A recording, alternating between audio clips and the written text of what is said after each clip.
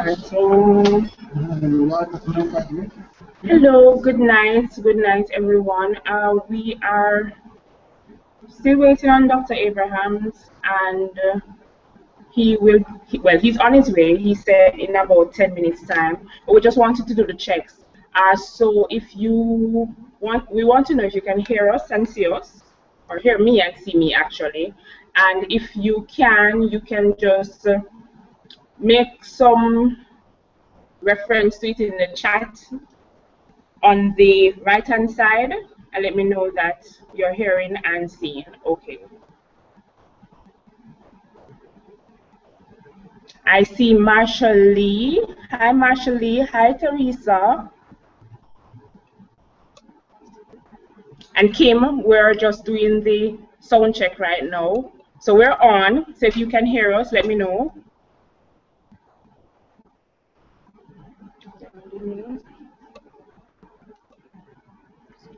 Welcome to, wow, we have 18 attendees right now. So Teresa, Joy, Camille, and don't kill me if I don't pronounce your name correctly. Kelly, Marsha, Bonica, Mishka, Nordia, Jodinia. Wow, these are some nice names. Karine, Kayan, Kim, Kimani. Wow. Welcome, guys. Thanks so much for tuning in. For the 18. I can't see everybody though.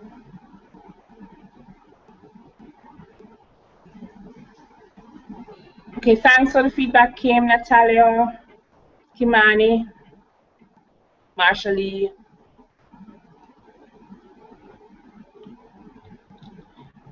There's also a link to share the event. So if you think that this would benefit somebody, one of your friends or whatever, you can go ahead and share it on Twitter or on Facebook and have them join us. We hope that it will be an exciting chat. We have lots of questions and we hope you do too. Hi, Camille. Hi, Mishka. Oh, Marshall says loud and clear. Good stuff.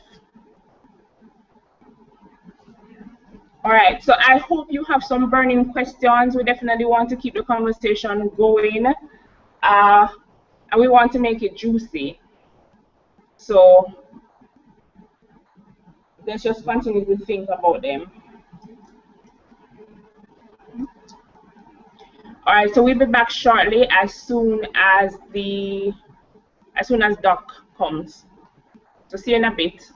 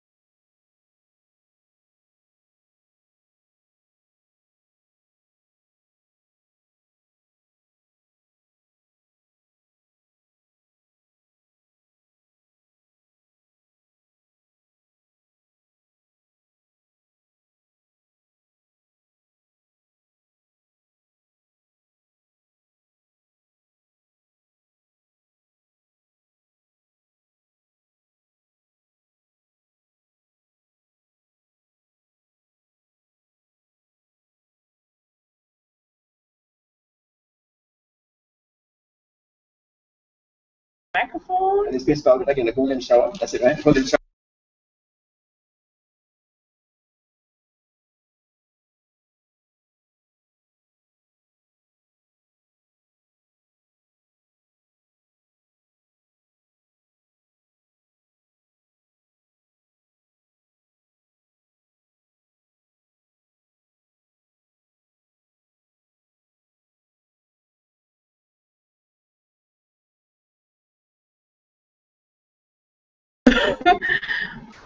Yes, Marshall, I'm just seeing this question. Is the doc here yet? Yes, he is now. Dr. Abrams, hello. Hi. All right. We have 19 attendees now. That's cool. Right. I know some of those names. Can I go? I'm scared. No, you can't go. So again, for the persons who may have just joined, just let us know if you're hearing us or if you're seeing us. You can let us know that by typing in the chat bar to the right-hand side. Is there right there?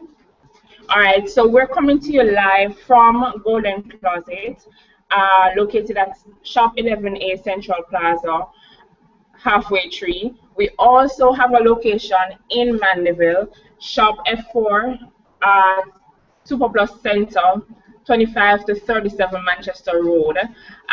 The numbers for the store are Kingston 622-9585, Mandeville 632-5757. All right, this is the first in our webinar series of what we like to call intimate pleasures. Now, we have had these forums before in store, where we have invited persons to come in store, view our adult toy collection, speak to sex therapists about different issues. But we came up with this series just to provide a space for mature, open discourse on a range of topics related to human sexuality, sex in general, sexual health, and stuff like that. Because we are an intimate store, we come across so many different things. So we thought it would be a good way to educate our customers or followers or friends, etc., on just some of these things that people find so taboo to speak about. Just in the store, we have our experiences in terms of even just women coming to get fitted for a bra. They are so uncomfortable with their bodies, they don't want to expose themselves and all of that. So somebody coming in to buy an adult toy, I don't want anybody to see them. So we want to kind of, create that forum where it's okay. Sex is normal. All these things are normal and we can talk about them.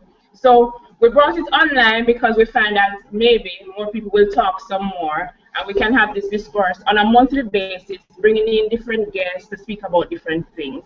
So tonight we have Michael Abrahams. Wow. All right. They're not copying me, they're just trying to hit the chicken gun and mosquitoes in the place, I'm just saying. But all right, Joy, you're seeing but not hearing. Can anyone else hear, or is anybody else having a problem hearing?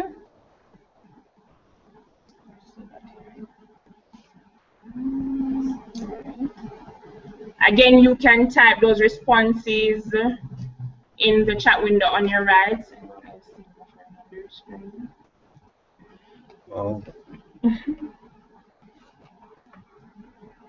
All right, so Dr. Abrams is a, can't pronounce the first word, upstate. And I have trouble saying it.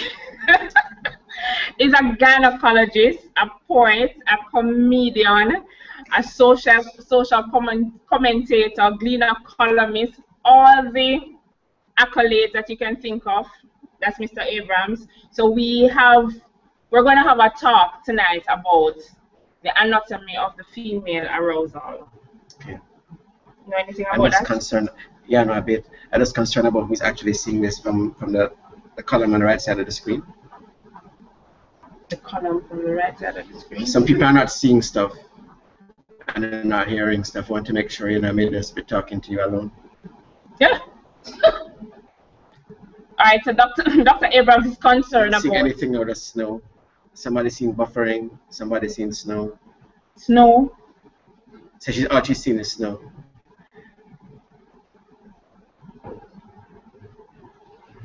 Maybe she tuning in from Alaska and looking out her window still, I don't know. You know, I don't know anyway. I'm just saying.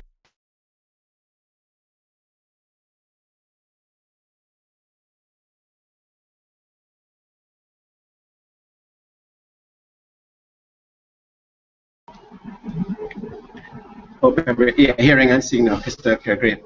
That's fine. All right, what do you want to ask me about? Well, all right. To start off the conversation, we will be asking some questions. One first question that I have on the whole arousal thing. Right, the anatomy. You're asking me about that. Yes. I think most people go by the stages first described by Masters and Johnson in the 60s. The famous duo of sex researchers. Oh, up. Can you hear me? Right. Sex researchers, Masters and Johnson from the 60s. And they described four stages really. Arousal, plateau, orgasm, and then resolution. Right. You probably heard about that. So the arousal phase, arousal really says it all. That's when arousal takes place. And arousal can be stimulated by any or several of the five senses. So they can be, arousal may be stimulated by a woman seeing something that would excite her, or by hearing something that will excite her, smell, taste, touch, etc. Nobody even has to be around her for it to be aroused. You can just be in a dark room and think about stuff and be aroused. But during the arousal phase, what happens is that the heart rate goes up, respiratory rate also increases, nipples will get hard, and in terms of the pelvic anatomy, what happens is that, I don't know if you've ever heard this term when women talk about having an anteverted or a retroverted uterus. Sometimes a woman will go to a gynecologist and they will say, my doctor says that my womb is retroverted. I'm just bringing this up because people ask these questions. For most women, the uterus is anteverted, meaning that when she stands up, it leans forward. That's what anteverted means. And retroverted means it leans backwards. Do you have something I could draw something, because people sometimes ask these questions? Sure. So I can just show you what that means. Because almost every woman has had an ultrasound at some point, and sometimes the ultrasound may say something like the uterus is retroverted, and they'll ask, what does that mean? It really means it's just a variant, like how most people are right-handed and a minority are left-handed. I'm no Picasso really, but let me just show you this.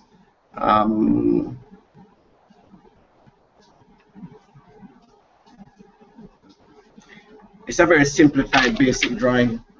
Oh, the white thing, man, they can't see that, can they? Can they see this? Yes. Wow.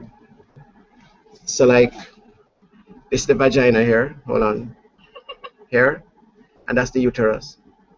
This is the buttocks right here. So the uterus is leaning forward. That's what we call anteverted. Sometimes it means the other way, retroverted. But during the arousal phase, what happens is that the uterus starts to change position a bit and starts to become in line with the vagina. What you also have is a lot of congestion taking place in the vagina itself and in the labia, the lips. And you find that the top part of the vagina, that is right up where the cervix is, starts to become a bit more dilated or opens out a bit. That's what the arousal phase. And the next phase you have is the plateau phase, where the congestion continues. And what you find is that the lower third, or the outermost third of the vagina, becomes a bit more constricted or starts to close up a bit. So it grips the penis during intercourse a bit better. Assuming you're having penile vaginal intercourse, if that happens. No, you really, different things happen. Yes. And that's the plateau phase. That's strokes is right. And you also find during the plateau phase that the clitoris becomes even more engorged. And the next phase will be the orgasm phase, but orgasm doesn't always take place. So some women only go to the plateau phase.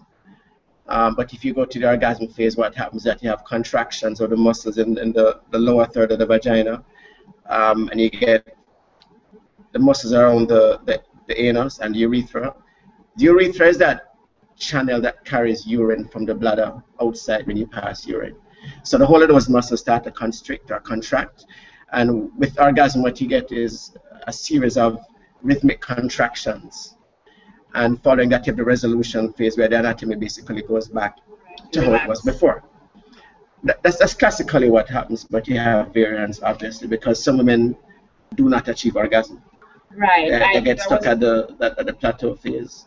Right, that was one of the questions. So 30% of women don't have orgasm during sex. During penile vaginal intercourse. Right. That's important because a lot of women will ask, they'll say that when I have sex, I don't come when I have sex, when the penis is in the vagina, I've never had an orgasm that way. Some women will have an orgasm if they masturbate, or if their partner manually stimulates the clitoris, or if they stimulate the clitoris during oral sex, or they use a vibrator. But if women don't climax during actual penetration, it doesn't mean that anything is wrong with them.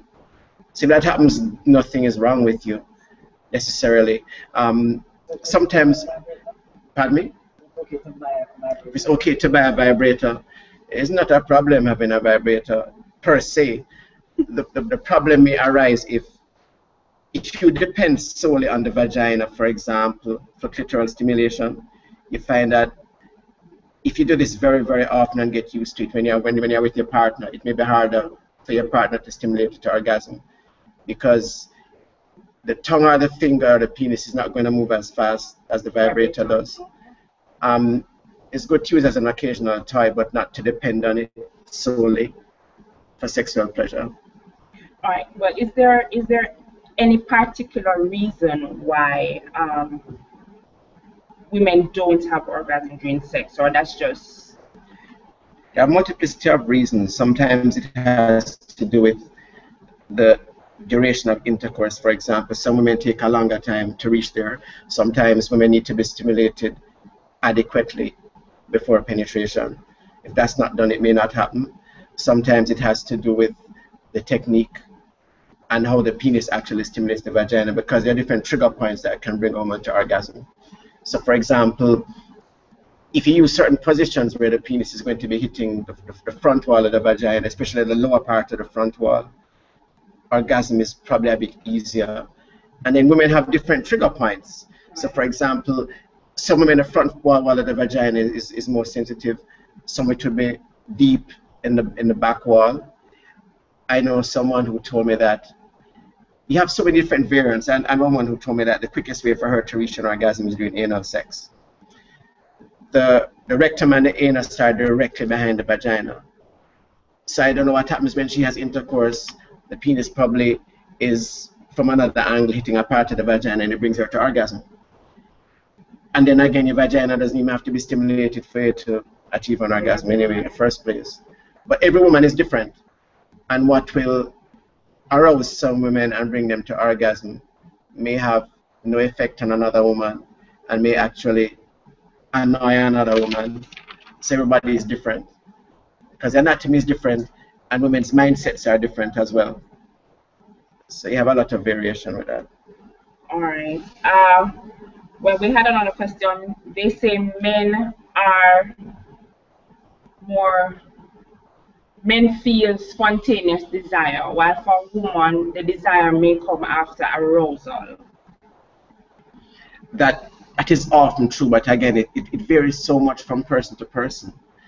Like you have some women who are very, very sexual, and you have some men who are not. But I think for the most part that's what usually happens. But again, it varies a lot, so it's not a good idea to stereotype. Right. Because you have some women, there's another phase even before that called the desire phase, as you mentioned. And with some people who have low libido, the desire phase is totally absent. But if you start to stimulate them, they'll get aroused. Mm-hmm. And then you have some people with low libido where the desire phase is low, and the arousal phase is also low. Right. But I think for the most part, yeah, men are more like that. But you do have women who are very, very sexual. Right, who has the desire as well. For example, a patient of mine about 2 days ago was telling me that she always feels like having sex. And if something is wrong with her, and that's the thing with these stereotypes, where women are supposed to be the ones who are approached are the ones who are seen by a lot of men as being subservient. So when a woman is highly sexual now and she feels the urge, sometimes she feels like she's a freak or something is wrong, but there's nothing wrong with that. Right. So that is it for the male versus the female libido. It may be easier, or the man might be more spontaneous with the desire, but a woman can also be. We spoke about the vibrator, and you know, we spoke about the vibrator and whether or not it's good to buy a vibrator and if it helps with the arousal, etc. Sometimes it can enhance the act. For example, if you're with your partner, you want to try, something different, sure. I mean, when a woman uses it on herself, it may arouse her partner, or when a partner uses it on her, it may increase her arousal. So it's not a bad idea to actually get one. The problem is when you depend on that solely for sexual pleasure. That's when it becomes a problem. All right, so we have like Kegel balls in store. Yeah. Right, and we know that Kegel balls are used to strengthen the vaginal muscle, but how does that assist with our arousal or intercourse, right? But whether the balls or the exercises themselves, I mean, Kegel's exercises really are designed to strengthen the muscles in the vagina. And basically what a woman would do is contract her muscles as if she's trying to stop the flow of urine. And you hold the muscles for a while. Like you hold it for like about 10 seconds and then relax. And there's different sets of these exercises. For example, you do it 10 times, 3 times a day, every day. And the way the human body is designed, any muscle that you exercise a lot is going to strengthen and get very, very strong. That's why you find laborers, for example, a lot of men who do manual work, the biceps will be strongly developed, or swimmers will have very strong shoulder muscles.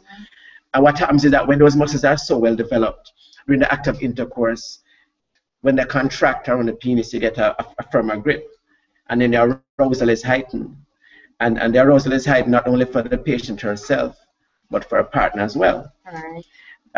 It's possible for a woman to train. I read about these prostitutes in Thailand that train the muscles so well, they kind of slide on motionless and bring a man to orgasm just by contracting the muscles alone. Okay. And it can be very strong. I remember another experience I had in my office where I was discussing this with a patient of mine about the strength of the vaginal muscles.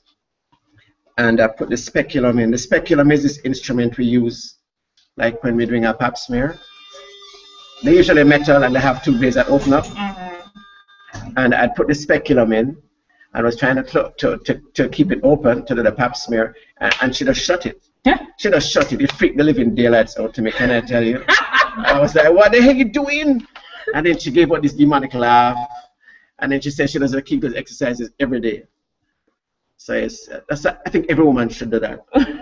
Every woman should practice those, because not just for the sex, but for example, after childbirth, sometimes women have a difficult time holding urine, and that helps to maintain urinary continence. And sometimes as you get older, you have problems holding urine as well. Right. Everybody should practice that. It's a good idea. All right, guys. So we've heard it. Kegel and you balls can do it anywhere. Work, right? You're probably doing them right now on the side, man. I don't know. Maybe. Yeah, probably. I'm just saying. All right. So let's just take some questions. So Teresa's asking, does the way women are socialized play a role in the severity of a woman's libido? That's definitely true. And that's why it's important for women to be educated about sexual matters in an appropriate way from childhood. And you find sometimes when women are brought up in environments that are, for example, hyper-religious, that kind of kill it. Right. That kind of kill it. I remember this other lady I knew, and I think she grew up in a household like that. And I brought up the matter of sex.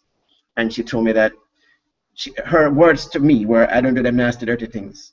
So I laughed. Like, I thought it was funny. She was in her 40s. But she just had this aversion to sex and didn't like sex or intimacy at all. To the point where she has dogs, and she only kept dogs of one gender because she didn't want to see them having sex. It was that bad. Wow. I mean, I went into her sexual history. There was no history of abuse. Because sometimes when you have a history of abuse, Then you again, shy away. that can affect you. Mm-hmm. But I think in her case, it was that kind of hyper-religious upbringing where it was just not discussed.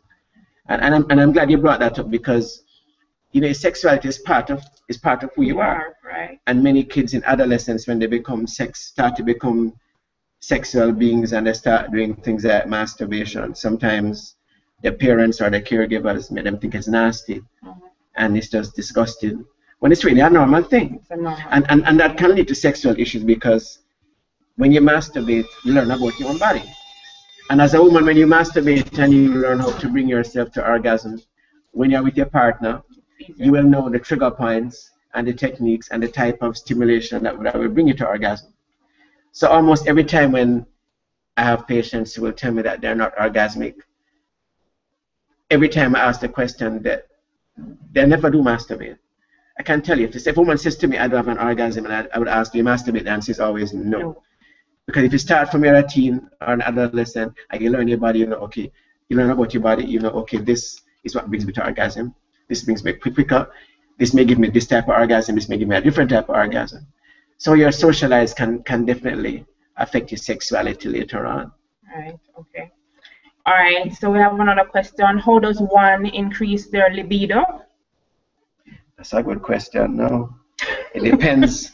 You find a new man. I don't know. I was just joking. Please don't do that. There are different things. It depends on why is the libido not what the person wants it to be.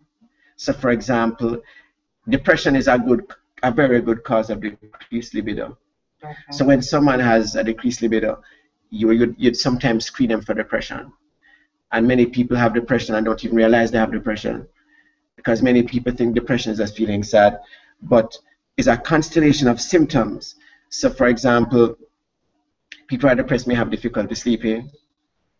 The sleep will be disturbed. They either sleep too much or sleep too have difficulty sleeping. Mm-hmm. Or the appetite may be decreased, or they may eat too much. Right. When people are depressed, you find that the concentration and the memory is affected. They feel lethargic all the time.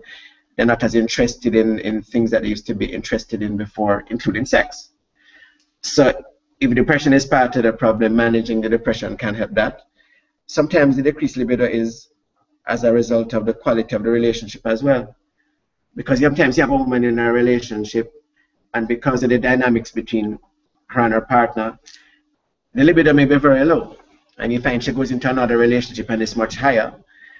In terms of drugs, to increase that, because more people want to know this, right. It's kind of rough for women right now because the drugs that they've tried have not really been, how do I put it, convincingly effective. Right. When Viagra came out, they had done some trials, but all they found was that there was a slight increase in lubrication, but not really in libido. But I know that drugs are being investigated now and developed now, but there's nothing on the market now. And that's nothing on the market for women? No. Okay. Kind of sucks. All right. So we were looking at something the other day where they have this new lubricant made from marijuana. Okay. That is said to help with stimulation and being aroused. Right, but that's something you'd use like before the act itself, right? That's something you'd be on that can maintain and thing so your libido is up all the time or above a baseline. It's something that you'd apply before sex to enhance it. Okay. All right. Well, fair enough. So, but there's nothing on the market for women. And again, smoking weed before can increase the libido too. It depends on the person. So for some people it does. It does. Okay. All right. So unfortunately, all the sexual enhancers. Sometimes alcohol too. Sometimes alcohol can. I'm not telling you all to get high or drunk. I'm just saying these things have been known to do this. To increase the libido. Right. All right. Depending on the person. Another question: how do sexual problems affect women? They affect several things. The self-confidence is one. Because if you have a problem, for example, achieving orgasm, it can affect your self-confidence and make you feel like you're not adequate. Right. It can affect the quality of your relationship, and then that can affect your self-confidence too. Because men like women who desire them. Men want to know that women like them, and if you want to know about the whole primal instinct thing of men, you just have to look at dancehall and rap videos to get into the minds of men, because that's like the base of stuff. Mm-hmm. So you notice these guys always have all these cantilly dancing with a man, whatever. Men want to feel desire. So if you're in a relationship with a man and you're not really showing much of a drive, then it can affect the quality of the relationship. Right. It can cause problems. It can lead to him going outside, and then that will affect his self-confidence. Okay. We had a question before that was a little bit opposite to that. So, how do you tell? How is it? Well, if it is that you may not be having an orgasm because the man is not doing the right things, or Maybe not the right thing, maybe not the right thing for you. Because that's the other thing, that's the other thing about sex, because a man can be with a woman and just turn her inside out. And then he with another woman do the same thing, it just doesn't work. okay. Because, for example, you have different types of compatibility. So when we talk about arousal, for example, even the man's approach, and it varies. And I know someone who is married, and she was disgusted with her husband because he'd come home and he'd be just very carnal, like you come and grab her and say, how much for a pound of this? And she'd be like, ew, ew, that's just not working. Then I have another friend now. She was upset with her husband because when he makes love, he's very gentle and romantic. He doesn't call her. She wants it rough sometimes. No, he don't call her bitch and slap her, so she vexed with him. So that's part of the arousal thing. You have to know who you're dealing with, and then that's the headspace part, and then you have the physical part, because some people just fit together better than other people. It's just a fact. Some people fit snugly together, some don't. Right. So you have, pardon me? It's kind of hard because sometimes when we say they make it with somebody. Sorry, the question is, how is the best way to communicate that to your partner that is not working for you, and they may need to try something else? Yeah, well, you have a discussion, not to say you don't know what you're doing, but to tell your partner, this works best for me. Right. And that's where the male ego can really get screwed up, and that's where men have to learn to understand, to listen, because one of the complaints about us, that Jen, is that we don't listen. And some men think every damn thing. Yeah, so the important thing is for men is to listen and look at the response of the partner. Because if you're having sex, you know when you're doing something right, you know when you're doing something that's not working, based on the body language, based on the sounds you hear, and based on the hand pushing you away, or something. That's not happening to me, I'm the same from reading. I don't get pushed away. I read a lot and watch documentaries. So all right, so let's look at some of the comments. Kerry says visualization can increase libido as well. Well, Kimani agrees with the alcohol, it works. Kenisha also agrees with the alcohol. All right, so Natalia had a different question. Her question is the opposite. So she wants to know if there are any birth controls that can decrease your libido. It's a good question, because it can. Women, the body chemistries are different. So, for example, some women may take a pill and it works very good for them, and some other women take the same pill and it just doesn't. So, for example, testosterone is important for your sex drive, and you have some pills that actually counteract testosterone. So some of these pills that are good for your skin and will help with acne and excess hair may do that well. So your appearance, it enhances your appearance, right. but it may actually work against the testosterone. But it depends from person. Everybody's different. So what works for some women may not necessarily work for others, but the pill can. Okay. All right. How long after losing her virginity before a woman can start to really enjoy sex? Wait, before I come to that one with the pill, conversely, the pill may actually increase it, because if you're having sex and you're on the pill and you know that you're safe, you probably feel more comfortable and more relaxed. So it depends on different factors. After losing virginity, now, that's a good question, and it varies. Yeah, a question is saying here, who say to enjoy it the first time, and it varies, because some women will tell you the first time really sucked, because first of all, if you've never had sex before, this has to be like the hymenal opening and everything too, because if you've never had sex before, you have a hymen, and the opening varies from woman to woman. There are some women, for example, are virgins, but may come to the office and they may be of age to do a pap smear. Let's say they're 30. And for some, you can insert a small speculum into the cervix. for some you can't insert anything to really see it. So the size of the hymen opening varies, and it depends on what happens with the act of the first experience. If you have somebody who is experienced and they take the time and the opening is not too small and they may use lubricant, it may not be a bad experience.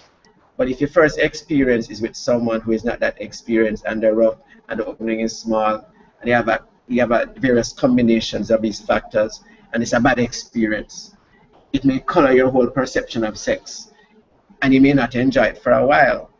So that varies though a lot from woman to woman. All right. Kerry saying Guinness got me in trouble often. What that's stress. What's a Guinness or penis? I can't read, I'm old. Oh, Guinness. It says Guinness, but I am sure penis probably gets her in trouble often as well. No, so. All right, so we have another question here. Female ejaculation, is it real? That's another controversial thing because you have some women, there are so many views on this because some women squirt and some don't. And there's a view, I saw something online where this man had this thing saying he can make any woman squirt. I was looking at the whole thing, but he was ready to buy this book and all that stuff. But some women squirt and some don't. And the thing about the squirting thing is it often happens. All right, for it to happen, usually the woman has to be relaxed, and it usually follows stimulation of the front wall of the vagina, where it's thought that the G-spot is.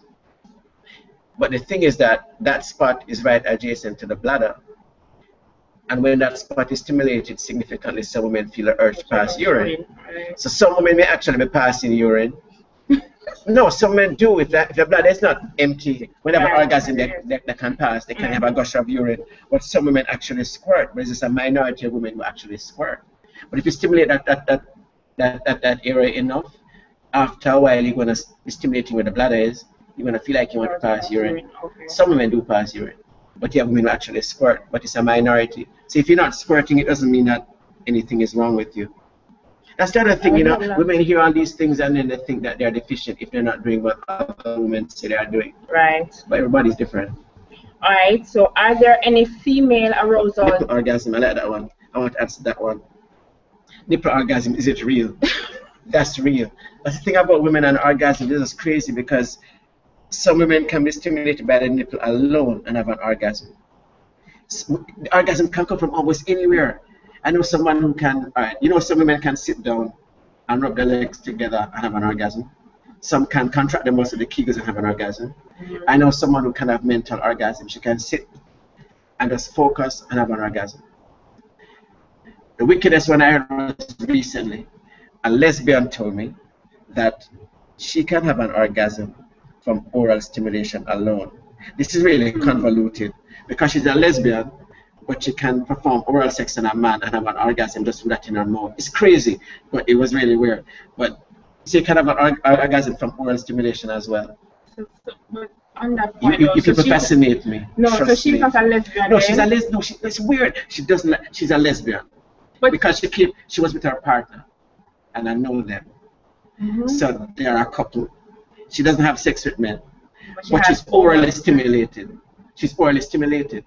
So if she performs oral sex on a man, that act can actually bring her to orgasm without her to tell him even touch or interfere with. Okay. It's a lot of sex up here. Yes, it is. A lot is up there. All right. So we'll go back to are there any female arousal techniques apart from foreplay? Well, first of all, if you train your mind enough, you can be aroused just by thinking. Right. And then, well, foreplay is important. Or apart from that, well, exercises, the sex toys you can use, but I guess that's incorporated into foreplay as well. Right. Hope that answers your question. And foreplay, it doesn't necessarily mean it's just happening just before the act, because foreplay can go on for like weeks.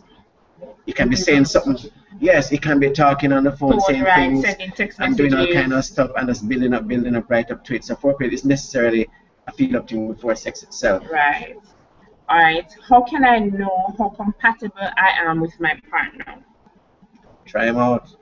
It's hard to really tell because, all right, if you have a partner, first of all, the way you relate to each other can give you an idea as to what your sexual appetites are. Because if your sexual appetites are different, they're not going to be compatible.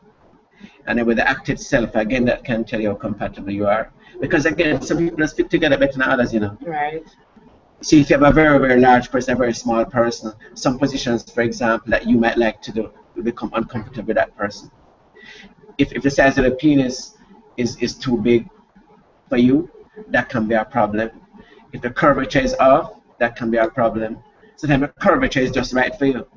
It's interesting because sometimes you might have a man whose penis may be a size you think is desirable, and then when you have sex, it doesn't work that well for you. And man might have a smaller penis, And it works well for you. but the angle that it's at or the curvature works for you, because people's bodies are different. So like even with a woman, the angle of tilt of a woman's pelvis is going to vary from woman to woman, you know. So you look at the angle of her pelvis tilts, her vagina, the man's penis, his size, everything. So a lot of things, you know, it's a lot of different factors. It's hard to tell before you actually have sex, you know. But you can tell a bit from the attitude if you're compatible with where the mindset is concerned. A sex therapist told me something very interesting some time ago about this woman, and she had this partner, and he was overweight, he had a big belly, and he lost weight, which you would think is a good thing. Right. But the sex wasn't as good when he lost the weight, because apparently when the belly was big and hanging down and he'd have sex to rub against the clitoris more. It's amazing. So, so you lost weight, but it just wasn't working as much as when the belly was big. So, you know, a lot of factors you have to take into consideration. The mindset of the person, the anatomy of the person, and how the person actually performs the act itself. All right. So sorry about that. Phone ringing in the background. I'm thinking maybe somebody's trying to get on and is having problems or something of that nature. All right. So the next question is, can hard sex really damage you? Glad you asked that question. Hard sex can damage you, and I'll tell you how. From a male perspective, the penis doesn't have a bone, but it can become very hard when it's engorged. And if you're having really rough sex, the penis can actually have what is called a penile fracture, where the penis kind of snap or break. It's extremely painful. So I'll give you a scenario. If you're sitting down on it and you're going up and as a woman, you're going up and down on the penis, and you come off and you go down and you miss, that can be a problem. Or if the man is doing this dagger and stuff and jump and miss and hit to the side, major crosses. Right. In terms of the woman, and for example, if the man is at circumference sex can make the foreskin tear. I've seen that. In terms of a woman, no. Hard sex definitely can damage a woman. There's a part of the vagina called the posterior fornix. It's a part of the vagina right below the cervix. When you have sex, especially if you put your legs up on the man's shoulders, the penis goes right in that area. And if it's vigorous and too hard, it can actually tear. It can have a laceration, and it's accompanied by pain and brisk bright red hemorrhage, and it becomes an emergency situation. You have to go to the ER and get that stitched up. I've done a couple of those in the operating room. So hard sex can be a problem. Right, so we need to be careful. Nothing is wrong with rough sex as long as both persons are comfortable with it. So again, a man may have rough sex with one woman and she totally loves that, and for somebody it's just not working because she may just not like that technique, or her anatomy is such that it's going to be painful for her. All right, so the next question, a woman who never gets an orgasm, is that unusual? I wouldn't say it's unusual. It does happen, because I've met up to a few weeks ago a woman who was about 40 who's never had one. But again, a lot of that has to do with nothing physically wrong with the person. A lot of it has to do with how the person was socialized. And again, if you start to discover your body from early and you masturbate and you learn your body, then that really shouldn't be a problem.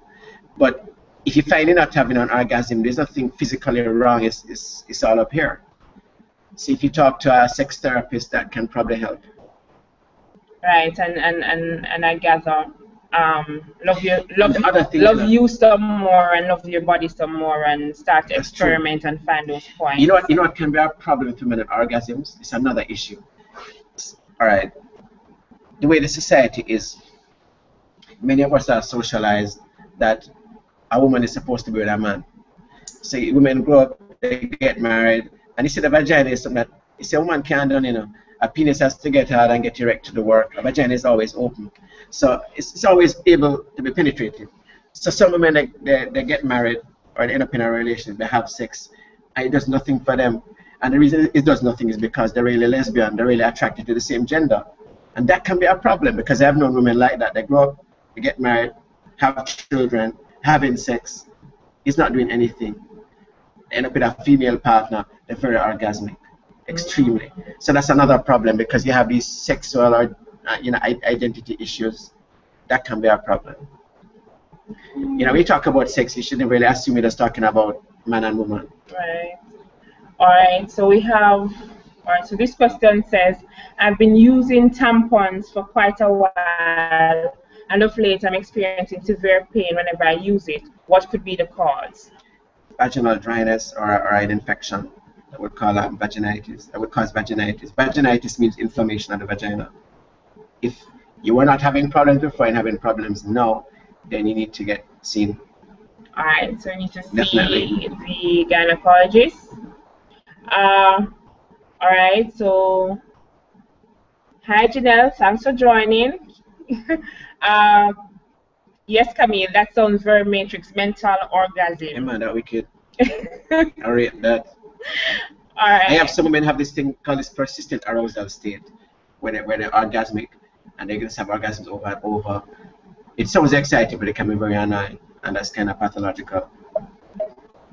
Multiple orgasms can be very annoying. No, they can be orgasmic, like not even like at work at the desk, and they're just having orgasms. Oh, okay. And then it becomes disruptive, so it can be actually pathological. Okay. As my grandmother said, too much of one thing, good for nothing. So it can be overdone.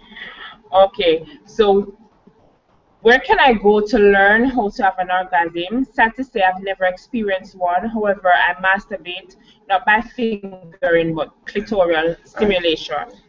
A sex therapist can help with that. No, Karen Carpenter can. She's in Kingston. Good friend Karen, and she's a clinic at UWI. There's a clinic at University of the West Indies. It's a sex therapy clinic up at UWI. So if you make inquiries, you could check that out. All right. So the other question: can a man tell if a woman has an orgasm? You often can, but some of you think it's so damn good. I can tell you. And the thing about orgasm, that women react in different ways. Some have violent tremors, some is not so violent, but normally you can feel like the vagina contracting. If you're vigilant enough and you pay attention, you can actually feel it. But some women can tell, and some men fake it very, very well. But so it can be hard for a man to say definitely had one, because some men just fake it very well. Right. Because some are wicked still, you know. I shouldn't say wicked. Some are considerate. Some are considerate because you don't hurt the man's feelings. So if he's trying hard, you realize you really want to bring it to that point. You might say, that was it, that was great. And then some women just want the man to get the hell off. I say, okay, I had one, fine, it's enough. So, but if you know your woman well enough, and used to her body, you know, if it's your woman and you've been with her for a while, you can usually tell. But what if you're good? So the talk is always that I can quint it good. So can you actually quint it and not be really having an orgasm? Women can make it very well. Some women can. All right. Someone was telling me that up to yesterday. Again, a patient in my office talking about something about sexual function and about being able to fake it very well. She prides herself on being a good faker. Oh. So. All right. So why are there only? Okay, I don't know if that's a question we can answer, but why are there only women in this webinar? Where are the men? Maybe they don't know about it. Well, that's true. Maybe they don't know about it, or men are usually a little bit. I think women tend to gravitate more towards this kind of thing. Right. And I think sometimes the male ego comes into play, where a lot of men don't want people to think that there's stuff about sex that they actually don't know. Because, well, there's a man in here, in the room here, so can you turn it? Well, he's over there. He's over there. So. There's a man asking questions in here. All right. So Too often, women rely on men only to satisfy them. They have no idea what they want and are not even there mentally, so they don't orgasm. True. That may be true, True. Kareem. True. All right. So Kareem says we always have a tendency to say worthless man, but sometimes a really worthless woman. That's Laugh true, out loud. because some women put the responsibility on the man to do everything. Some women will show up and just lie there. And, some women will say that, men are selfish, but some women are selfish too. Because women expect the man to do everything to them. We must do the foreplay, we must do the penetration, and we must do the gyration, and some men just don't do much. So that's kind of true. And some are selfish too, at times. You know what I mean? So if, say like even the sex thing, you have some men who want to please the woman. So for example, they may perform oral sex, and women take the oral sex, and when it's time to reciprocate, like, let me know them something then. And that's and that can be a problem as well. And it's good to be honest when you're in a sexual relationship. There was somebody used to work at the workplace, and she recently got married. And there's a discussion again about sex and men and women, etc. And she said she doesn't receive oral sex. And I was like, we're asking her why, and she said because she knows she's not going to do it. And it's only fair to the man to say, well, it's okay, because it's not really fair to let him tell you're not going to reciprocate. And I respect that. And it's always good to be honest and for everybody to know what the boundaries are. It's very, very important, very important. And I try to coerce someone. I saw a patient yesterday who told me that after 4 years of a relationship, the gentleman told her that if she does not engage in anal sex, the relationship is over. That kind of stuff is very hurtful. It's very good for you to be both honest. Very honest. From the get-go. All right. Both people have to work at it though. You can't just have one person doing all the work. That's true. That's not right. That's not right, Sophie. You don't stay so down. Your husband always laughing and smiling. I'm pass that question.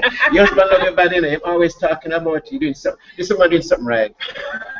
I hope so. No, in front of your face, but I'm always talking about you. Always talking about you. And it's a good. When your husband talk about you a lot, it's a good thing. Oh, I hope so. You talk to me when one-on-one. You go up on the stage and talk about you. You talk about you all the time.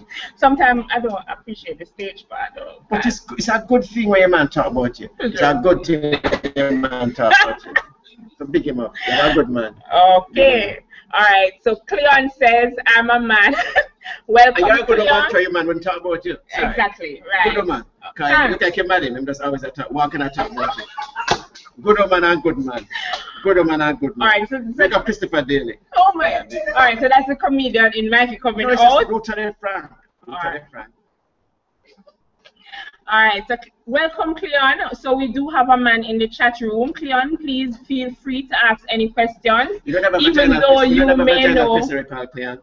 They have a what? Vaginal pessary infection called Cleon. Can you please not allow Spell different, no, it's spelled different. No disrespect. Cleon, please don't come off the chat as a result of that. I'm just saying it's a different thing. I'm just saying, but I'm sure Cleon goes up in vagina, so whatever. All right.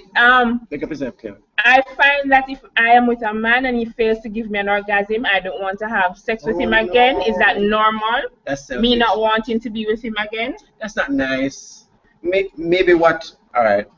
It depends though, because some men are selfish and they're not interested in pleasing the woman. So if the man's attitude is a selfish one, we also just jump on and do his own thing and reach that point himself, then I can understand not wanting to. But men are different, and women are different, and what he's doing with you may have been successful with somebody else. Sorry, so if it's not working, you could probably just guide him and say, well, this works for me. And sometimes you have to spend, you see, if you have sex with him and you have an orgasm, maybe the chemistry needs to build. Maybe you need to spend a longer time with him. Because if you bond with him more emotionally, then you find that you may become orgasmic with him. But nobody just run him off, so that kind of rough still. Okay. How can I better my chances of having an orgasm? I think the consensus is get to know you a little better. Well, if you masturbate and you get to know your own body, that's one way. If you're in a relationship and you develop it and you spend a lot of time with your partner, getting to know your partner better, you'll be more comfortable around your partner. If you experiment, for example, if you're not engaging in oral sex, for example, you could bring that into play. There are a lot of things you could do. Pardon me? Try a toy. Yeah, try a toy. A lot of things. Alright. Okay. Kerry was asking when is the next webinar. We want to try and do this once a month, so we will send out those as soon as we have our guests available and information. Oh, Cleon says he's not going anywhere. He's learning much. Respect, Cleon. All right. So we touched on the point earlier about. Touched on the point. I like that. I never touched nothing in here. About the vagina being, you know that song, it Awesome. can't done, Awesome. it can't done. Can't do. Can't do. One joke, one wash, then you put it, yeah. So is I that don't listen to those types of songs. really? All right. So is that true? Can you actually have a Can't do temporarily, but you know when and come back again with a vengeance. all right. Vagina, hey, vagina is rough, you know. Because, all right, check it out. If a woman is not aroused, you can put your finger in the vagina and it fits snug around your finger. And that same thing, if it fits snug around your finger, can push out some 8 pounds, 9 pounds. Hey, that's a serious piece of equipment, you know. No, you have to respect that, you know. I respect the vagina. I respect the vagina. Trust me. So you're saying it's only temporary? Temporary, Yeah, that it go back down. temporary mashup. It's resilient. Right. Extremely resilient. So I guess the next question then, the answer for this next question, can you rebuild a done vagina? No, like for example, after childbirth, sometimes women get severe laceration. If you stitch it up, 2 months later, It rebuilds itself. it heals very well. It heals very, very well. You realize, maybe you wouldn't notice. But like, not going to say like you may see keloid scars all over the place, you're not going to see them down there. It just heals very well. Okay. And sometimes you have conditions, for example, where, all right, about done. Like when women have a lot of children, sometimes the supports of the vagina get weakened, and then the uterus comes down. It's a condition called prolapse. So the vagina can almost become everted. But again, that can be fixed. You can always fix it. Yeah, fix it. You can always fix it. So because the fact that the vagina can rebuild, why is there an increase in this whole vagina rejuvenation bit? Again, because women have these self-confidence issues sometimes. In 17 years of private practice, I think I've only seen maybe 3 women in 17 years who probably would have needed that kind of surgery. Because sometimes what happens is that, again, with childbirth, it can get stretched and it may not be stitched. When it's stitched up back, it may not be back, you know, it may not be as it was before or close enough to it was before. It may be very lax. The muscle gets stretched too much. But I probably have only seen about 3 women in 17 years who have come and I think, okay, would really need it. But you see vaginas come in, holy, but they look so different. You understand? So women may look on a porn flick or a porn magazine and see the label looking a certain way and symmetrical, and theirs look different and say, Lord, mine look too lean and one lip longer than the other. Who cares, really? It doesn't really matter. But if you are caught up with it, and your man probably said things to you, because some men are jerks.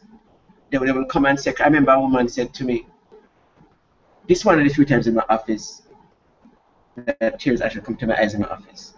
This woman gave birth to this man's children, and the man had grown up to tell her that her vagina not tight like Mary Own or the woman named out the street. That hurt. That hurt. And but in her case, she had the children, right? And it was a bit lax. But I've seen other women come. There's another one I'm thinking of right now. Nothing wrong with the woman. Not a thing wrong with the woman. And this man tell her say it too big. Nothing wrong with the woman, you know. But you see, when you talk about relationships, for example. But maybe it's because he's too small. He's an ass. So I must be honest. Sometimes in relationships, you see, we talk about domestic violence and spousal abuse. Sometimes the psychological and the verbal abuse can be worse than the physical, you know. Yes. And some men use that type of control. So your vagina stretch out, no man now go on to the street and and thing, and you start to, if a man says to you over and over and over and over again, after you start to doubt yourself and believe yourself and believe him, you know. And so I've had people come, like this woman in particular in my head now, and she said, "Oh, I'm saying big." I said, "No, it's not." I said, "I examine them every day. There's not a thing wrong with you." You know, so most of these women really do not need it. Majority really don't need it. It's just a self-confidence And they're issue. different. Some have liver that stick out more than others. Some are fatter than others. Some are they vary. Okay. Some of the clitoris is small, some are bigger. Big. Who cares really? All right. Some about sex. Camille thinks that you have very interesting clients. Very. All right. Is there any merit to discussing your likes and dislikes with a new partner before having sex for the first time? That's a good idea. I think it's a very good idea because you may be more conservative and they may be more liberal. So, for example, if you have an aversion, for example, to oral sex, it's best to bring it up and say, all right, like a woman.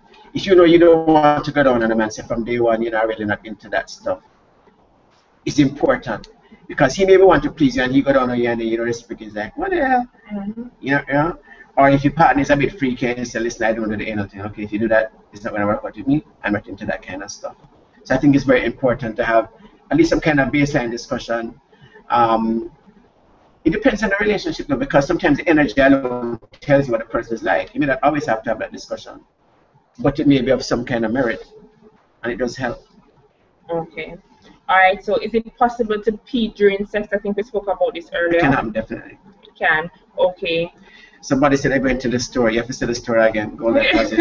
All right. So Golden Closet. What's the address? 11A Central Plaza. Golden Closet. Halfway tree.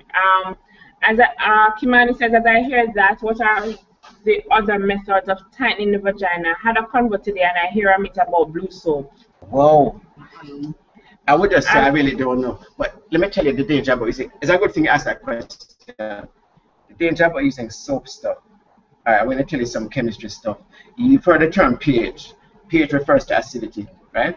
So water is a neutral pH. It's about 7. They use numbers for pH. Anything under 7 is acid. Anything above, anything above 7 is like what they call alkaline. The vagina is acidic. The pH of the vagina is about 4.5.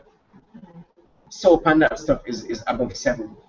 So when you put those things in the vagina, you're going to change the whole chemistry of the vagina, and you find that there are some germs there are some bacteria that thrive in a less acidic environment. And these bacteria can take up the vagina, proliferate or overgrow in there and give off an odor. And you end up with a condition called bacterial vaginosis, where you have an odor like a fishy odor. So I don't think it's a good idea to be putting soap in there. And if you wash it, you really have to wash it with soap either. It's not a good idea. The douching thing, how often should a woman douche? Well, we don't really tell women to douche in the first place. But if you're going to do it occasionally, it shouldn't be a ritual or a routine thing because, again, it can throw the chemistry off. Right. Occasionally, it shouldn't be a major problem, to be honest with you. Okay. Karine says she heard about the cake soap too. And she don't bleach your vagina. You know about that? Alright, so Karine says sometimes they get stitched back so well that the husband shakes the surgeon's hand at the 6-month checkup. Wow. I've heard about that.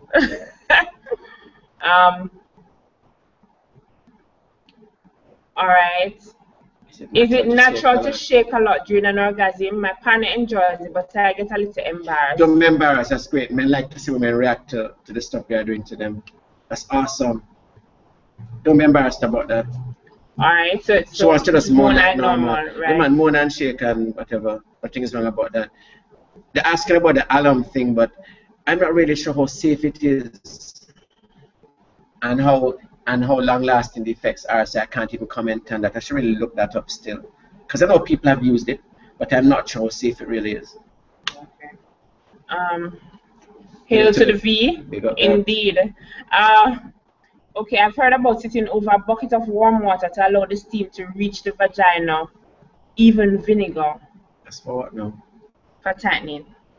Again, I don't think that's going to have any long-lasting effect. It's very unlikely. I mean, vinegar is acidic, it will maintain the pH, but I don't think it's going to make a big difference, a long-lasting difference. All right, so we have about 10 minutes to go. I'll just talk about Are they asking you to repeat the value of Kegels? Or the Kegels exercises, man, I can't big that up enough. But it's basically contracting the muscles that are in the lower part of the vagina.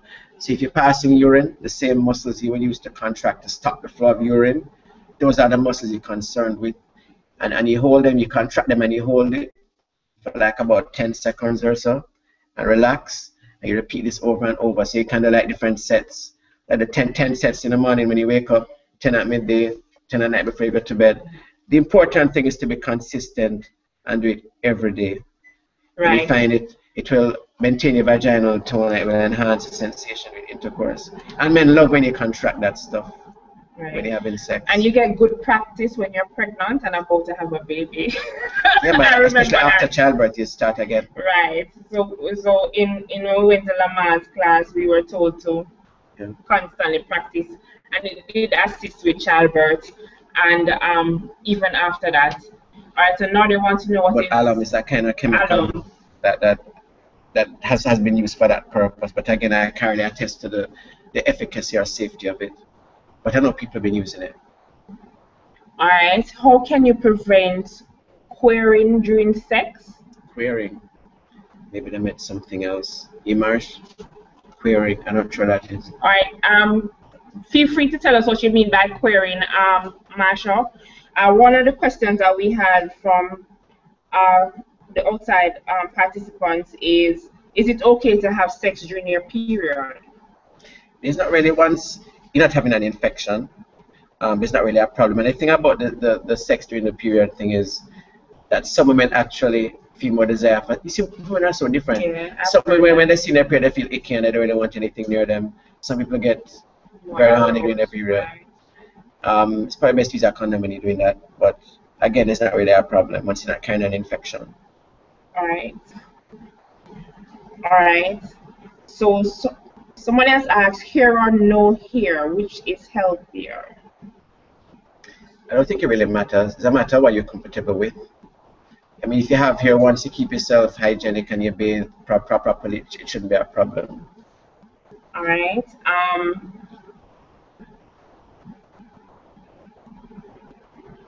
Querying. When you're saying querying again, Marshall, we're not understanding what querying is. If you could explain what it is, maybe we'll be able to answer that question. Right. No, Yeah, but no, it queer means says. gay. Right. Oh, queefing. Queefing. Yeah. Ah, yeah, you know what a queef is, what they call like a vaginal fart. It's like what happens like when you have sex and the penis goes in your escape. Mm-hmm. That's what I call. That's what they call a queef. Queefing. That's what they call Okay. a queef. Pardon me? Yeah, sometimes it's just a matter of air in the vagina when the penis it gets forced out to actually prevent that. It's hard to really tell that one, to be honest with you. Yeah, but some positions may make it worse than others. But again, it's nothing to be embarrassed about. No, not at all. It's just air.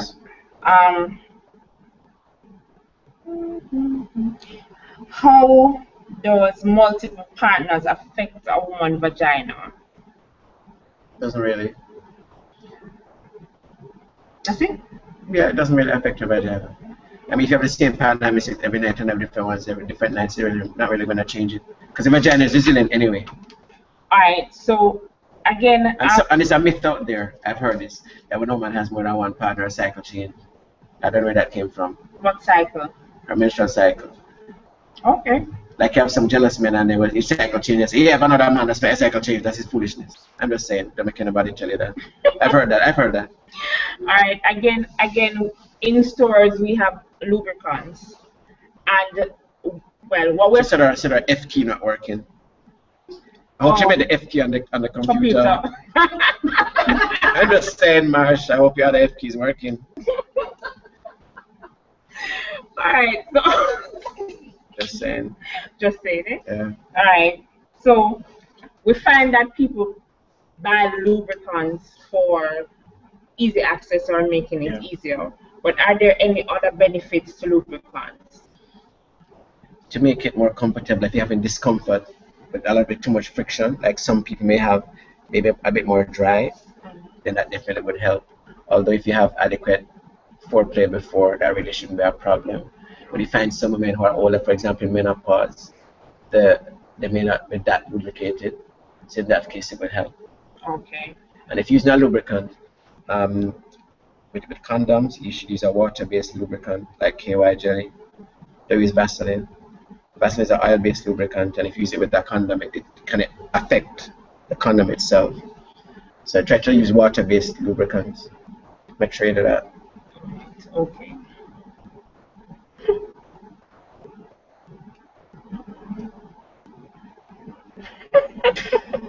All right, Marshall says, very funny, Doc. All right, so we have 5 minutes more. So if you have any other questions, please feel free to type them up, send them in. Again, we are trying to keep these webinars once a month. We will have different experts, we may just have a panel of women.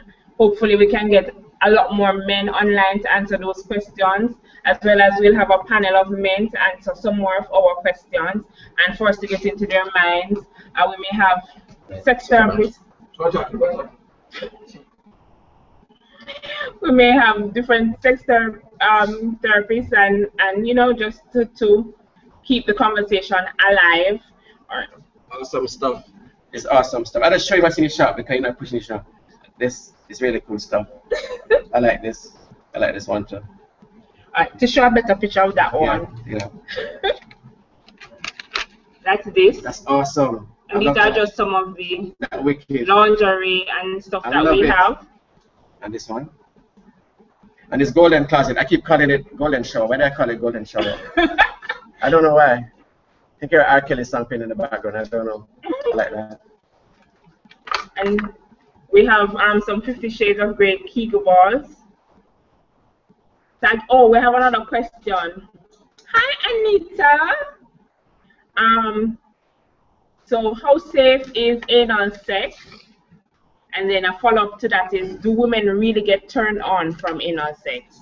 The anal sex thing is different, man, because, as I said, I know a patient of mine who told me that the quickest way for her to orgasm is doing anal sex.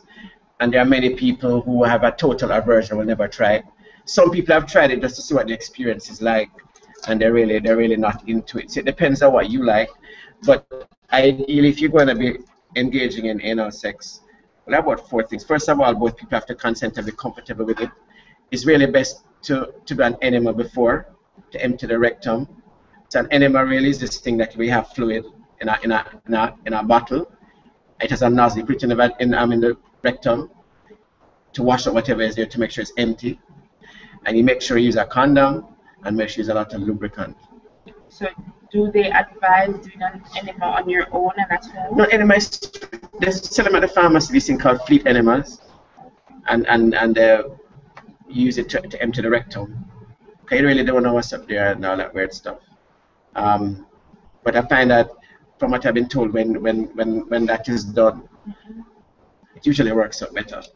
All right. So again, from what I understand, because the thing about anal sex, people think about what comes out of there. Because to me, like for example, personally, for me, that's not enticing. Because especially when I deliver patients and the baby comes out, you see stuff coming from the anus as well. So like me personally, it's not my cup of tea stuff. I remember speaking to a sex therapist about the whole thing, and they were telling me that what they usually do, people engage in it and are comfortable with it, that use the enemas to empty the rectum. And of course the condom, because condom is very important because the kind of bacteria you're going to find in the rectum. You see the vagina, all right. A healthy vagina is going to have bacteria that is not going to be harmful to you. The rectum, now what happens is that the bacteria you're going to find in the rectum, if they make their way, for example, to urinary, like to your bladder, they can cause infections. So you really know, you have to be careful with that kind of stuff. So if that is your cup of tea, you want to do that, just make sure you do those things. All right. All right. Somebody covering the eyes. Kimani. Hold on, somebody asked for a live demonstration. Yes, Kimani, Darcy, can you have a live demonstration for how an orgasm is? If yes, I'm a very willing volunteer. That's true. I will keep that in mind. Again, the shop is at 11A Central Plaza, Halfway Tree, as well as we have a store in Mandeville. She asked me to buy it for, what does she want to buy it for her? The lingerie. What a stress, what a mix up. It will cost. Okay, I was told that. Hmm? The lingerie, oh, the cost of lingerie. Actually, we'll give you the cost of the lingerie in a minute. All right, the Hitachi, we don't have it, Shandizzy. We will look into it. As given the location, so we have store in Kingston is at 11A Central Plaza, Halfway Tree. Store in Mandeville is at Shop F4, Super Plus Center, 25 to 37 Manchester Road. Numbers Kingston 622-9585, Mandeville 632-5757.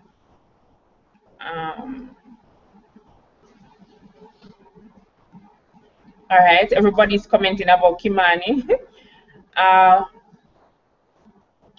Kimani says she's 23 and has not experienced an orgasm. I know somebody that was 40 and has never had one, so don't feel alone. As I said, if you masturbate and learn about your body, you should not have a problem.